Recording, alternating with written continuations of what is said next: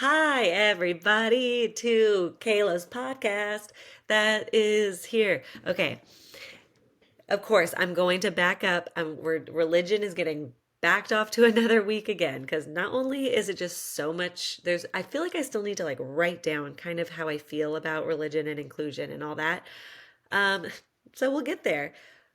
But this last week, I posted a video about the least restrictive environment because I wanted people, parents, and teachers to understand the definition of what the least restrictive environment means. And the least restrictive environment is mainly for children with disabilities to be in the general ed settings getting the appropriate accommodations and support, and that is the least restrictive environment. And this is in IDEA and FAPE. Let's go over all these acronyms really quick if I can remember them. IDEA, uh, nope, I can't. Disability education. Oh my gosh. You guys, mom brain's real. Mom brain is real, and I have a cold. I have this thing on my finger. I'm on these really strong antibiotics, but screw it. For my two valued listeners, I'm here for you. Okay, so I'm not going to go over the acronyms, but IDEA, FAPE is free and appropriate education. I had that one ready to go. They are like the law, they are the legal rights for people with disabilities to get an education. Crazy, right? No, it's not crazy. So, with the least restrictive environment, as someone who has sat in so many IEPs, too often, someone in the IEP room has said something where, well, the least restrictive environment for your child is going to be a separate classroom. Because in this separate classroom, there will be sensory things, and you will have modifications and accommodations, and the work will be what they are capable of doing. And there will be all these staff members in there to support your child, and this setting will just be so much better for your child. uh, and I say F you. And no, I'm sorry, I shouldn't say that, but the problem with all of this was that I said that people who say that are lazy in my post, and people got really upset that I called people lazy for thinking that an LRE is a special education classroom. Now, let me explain. I do think that some students need time away, like need time to be in a room to like regulate themselves, who need sensory things to support themselves. Like we all do. Everyone should be able to have that opportunity that if it is getting too overwhelming, that they can go for a quick walk or something and come back, whether it be with a staff member or not. Um, and the problem, and I guess it was kind of unfair of me to say that the teacher or that team member is lazy because it's a community wide problem. We as a community we have so much ableism embedded into our community that we just think it's fine. Yeah, you know what? Your child does so much better in a small classroom. We're just going to put them over here with this adaptive curriculum, which is also to where your student is cognitively. So you're welcome. Where instead, what if we just knew that all students were going to be in the classroom? Oh, the classroom size is too big? Yeah, that's been a problem for a while. How about we have smaller classrooms? How about we make education a priority? How about we focus on students and children are all at different levels? We will forever be at different levels. How do we support all of those levels? We know universal design for learning is huge. Katie Novak, who I have now heard is the Taylor Swift of UDL, which she totally gets that. Um, how is that not so practiced into everything? Oh, I'm so sorry if that just got picked up on the microphone. I have a little bit of a cold and I don't edit these because I refuse to spend more time doing things like this other than giving you information. I digress. Um, so, having that kind of support and having an inclusive mindset as a community, as like your culture at your school, should want all of the students to be included. Now, I know, I know that so many parents have been like, my child was so stressed out in that general ed classroom. There were too many students. They had huge behaviors. It wasn't safe for them. They weren't liking it. You know, I get it. That is gonna happen. Um, and wouldn't it be so cool if instead we were like, okay, well, then let's set up times that they're in the general ed setting and we find ways to support them in there. It's too loud. Okay, maybe we find the quiet times of the day where, like, maybe students are silent reading. Maybe students are listening to a lecture, watching a video, whatever it is. Maybe those are the times we really focus on getting that student in there. And then if it's about to be a project where everyone's going to break up into groups or something, maybe that child's group, maybe a couple groups, go right outside and focus on and work on their project. Like, there are so many ways to accommodate all learners.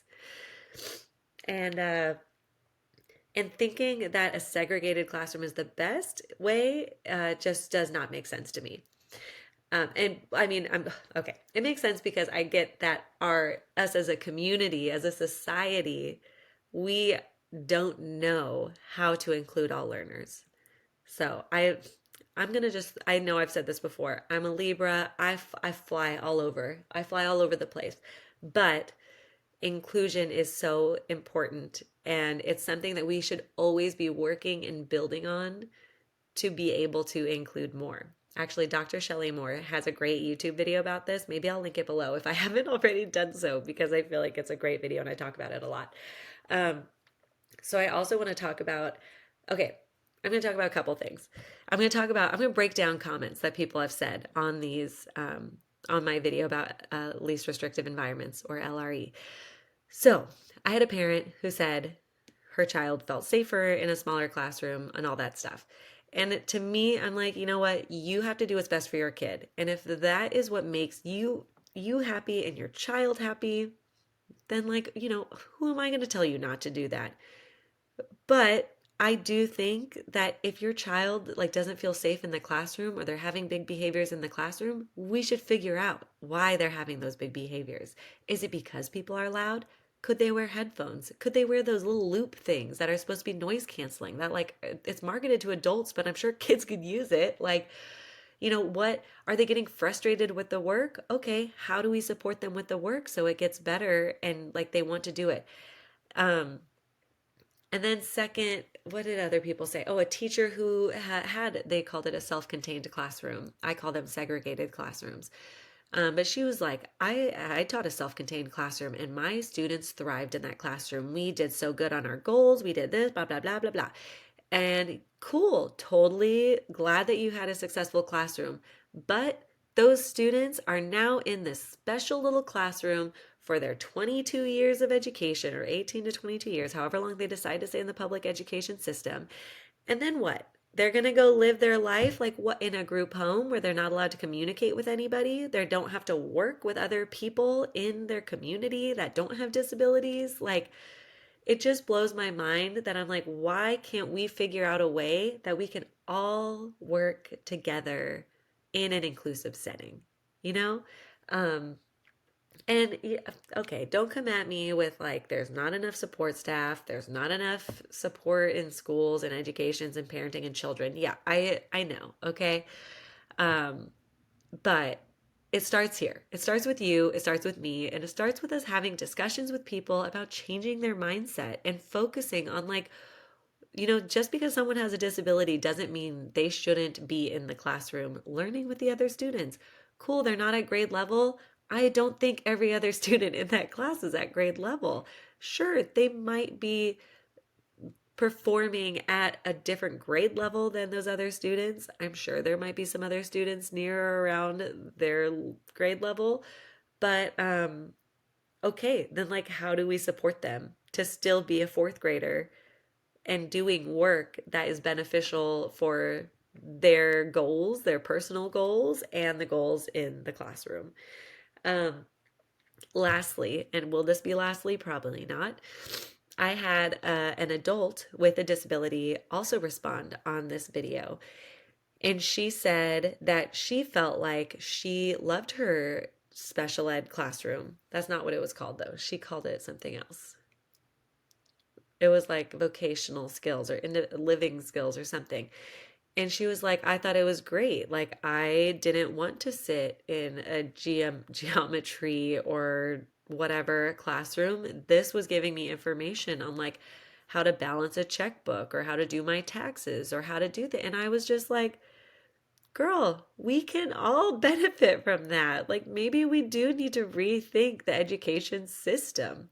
Maybe we do need to think, like, is geometry really something that we need to focus so hard on? Like, how do we help kids and students and just people find these things that they're interested in and then really go from there and keep educating them? And I do understand. I do know, that whole argument of like I don't know triangle. I don't have to do like triangle math. Or like I'd like to be able to do my taxes instead of like how to memorizing the Pythagorean theory. No, oh my God. I can't even remember what it's called. Like y equals mx plus b. Is that what it is? Oh gosh. Um, I have mom brain. I don't know if this is like my third time talking to like the computer today. So now I don't know who I've said what to. Um, Pythagorean. Okay, I was gonna try again, but I give up. Um, but anyways, it's like I understand that we do need to learn some things. And like we do, the chemistry class that I took in high school, how much of it did I really take away? I don't know. But in every job, do you have to learn to do things that you don't really want to learn to do? Like I love what I do, running my own small business and inclusion consulting and all that. I just had to do my taxes. That was the worst thing ever. But I did have to learn on strategies of like, okay, taxes are not my favorite thing, but how can I make this easier for me so I can continue doing everything else that I love? And that's going to be in every job. I would be very surprised if there is a job where someone is going to like every little single piece of it. But you know what? Whatever. Prove me wrong. Go show me the hyperlink. What do you, not hyperlink? Hyperbole. Not hyperbole. The outskirt. Oh my God. Part of me doesn't even want to post this because I just feel like I am like rambling and mad and tired and sick. Okay. Okay. Basically, what I'm trying to say here, least restrictive environment, think about it. If you are at a school that has a special education classroom and anybody at that school feels like that is the least restrictive environment for a student to participate in the general education community, just think about where that might stem from. Think about why that might be a problem that we as a community, as a society, whatever, I don't know why I can't think of what word I want to say there, why we think that that's so okay that somebody with a disability should be in another classroom. Oh, I remembered another. Lastly, P.S. Lastly, I had someone comment saying, um, well, if a student is violent or elopes all the time, like that's endangering other learners, so they shouldn't be in the classroom. Now, let me tell you why that's such a harmful way of thinking. First off, I would never describe a child as a violent person, or, and I actually don't even try to say eloper, in case you were wondering, because I had a professor one time say that it was like a very negative way of looking at a child who's leaving the classroom because they don't want to be in the classroom. They're communicating to us that they don't like what's happening. So why are we calling them an eloper? Like that's the problem. The problem is that we are not able to find a way to support them in the classroom, or we didn't find a way to give them a way to communicate that they want to break. And I was mind blown by that. And when I actually did a post about that, and I had someone comment telling me that they were unfollowing me because they thought that that was dangerous. They thought that it was dangerous that instead of me calling a child an eloper and instead talking about the challenges that that student is having and how we can support them, she said that it was dangerous to switch the language. And I disagree. I think it is dangerous to keep the language the same because language is changing. Media changes it. Media, social media, no, media. Um, people start using it in a negative way. I mean, the R word used to be the medical diagnosis of people with specific cognitive disabilities. And we've had to change the wording because the R word has become so negative. And now it is a very, I don't even say it as explaining the medical terminology for it. Um, so it's just wild. So anyway, and I would also never say that like a student is violent because more I've never met a child that is going to have aggressive behaviors and there's not a reasoning behind it. Like that whole, behavior is communication. And I remember someone did a post that saying not all behavior is communication. And then they were saying sometimes it's like something inside your body hurts or, whatever it was. And to me, I was like, well, I feel like that is communication. Like their behavior is explaining or is trying to communicate that like I'm in pain and I don't know how to tell anyone. And maybe they might not even know. I mean, how I thought I had a root canal. I went into the dentist and had to pay for an emergency appointment for him to look at my teeth and be like, "No, you're fine. It sounds like you have a sinus infection. You have to go to urgent care." Like I'm an adult. I am an adult who's had root canals and sinus infections before, and these symptoms were different. And like, so I stand by behavior as communication because it can mean so many things. So, behavior being a reason why a child can't be included in their community, that is a shame on the community for not being able to find ways to communicate with the child, have the child being able to communicate with us, or expressively communicate. Um, and like that, that society as a whole thinks less of disabled people, which is not cool, not cool. So yeah, there it is. LRE. Did I finish what I was saying about that person? Oh yeah, violent eloper. And then they were like, if it's affecting the other students' learning. People love to give me that example. Like, well, if it's affecting the other students' learning, there are so many studies that talk about how that's just if inclusion is done well, it does not affect the other students in the classroom. So that is a whole nother thing to go over, which we will not go over it in depth today, but I will summarize that inclusion going well means that staff have been trained and are understanding of what is expected of them. That there's enough support. If you have a student that doesn't like to stay in the classroom, but there's not a safe way for them to go outside, there needs to be another adult in the classroom. Whether it be an aide who can, I mean, really all classrooms should have an aide. It is wild to me that one teacher is in charge of like 20 to 40 students. Um, just that's wild. Cause I don't know, I parent two kids and then like, we have some kids over. I'll be with like four kids at a time. And I'm just like, wild that this is like supposed to, I mean, yeah, yes, they're younger, but still like kids are crazy. Kids are kids. Kids are learning. I'm not gonna say crazy. Kids are learning. I love it, and I love kids so much. Um, and I love learning what we can do better to support them as adults. Okay, so I'm done. I'm gonna keep this under 20 minutes. LRE, I'd love to hear your reasoning behind why a special ed classroom is the best learning environment for a child. Because I mean, I'm okay. Last thing I'm just gonna say, what if instead of focusing on resources and trainings and putting all this money towards a segregated classroom, what if we put all of that into inclusion, into including everybody?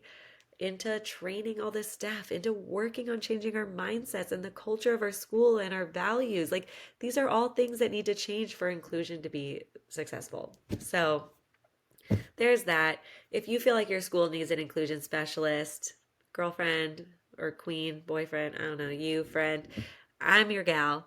Uh, and I will not be this sick and loopy on our call. Okay, I'm done. I'm done. I just got to figure out how to end this. Inclusion starts with you, and I just want to help. You guys rock. Okay, Have a great day, baby.